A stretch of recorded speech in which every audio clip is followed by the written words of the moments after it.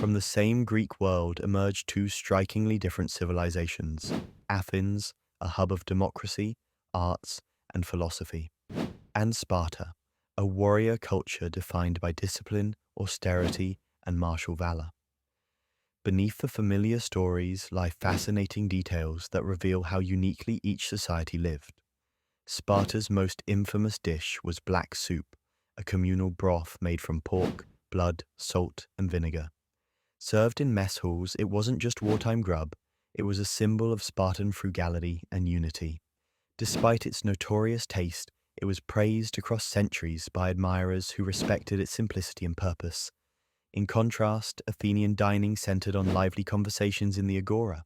Imagine merchants, poets, and philosophers sharing olives, fish, cheese, accompanied not by war cries, but by debate.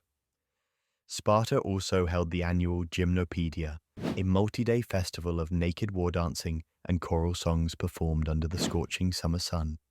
3 generations, boys, men, elders, danced together in celebration of Apollo and communal strength. It wasn't just spectacle, it was civic identity in motion. Athens, meanwhile, came together for the Panathenaic Games, mixing athletic contests with poetry, music, and religious ceremony, celebrating individual talent and civic participation, not collective austerity. In Sparta, women had unusual autonomy. Take Euryleonis, a wealthy Spartan whose horse chariot won the two-horse race at Olympia. As one of the few recorded women to claim Olympic victory, she owned property, managed estates, and bred horses, roles unimaginable for women in most other Greek cities.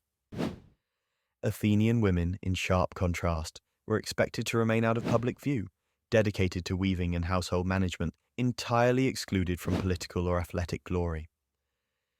Governance reflected their varying values. Sparta was ruled by the Gerousia, 28 elders over 60 and 2 kings. Selection? Through shouting contests, citizens literally yelled their preference until the loudest contender emerged. Athens, by contrast, practiced radical democracy.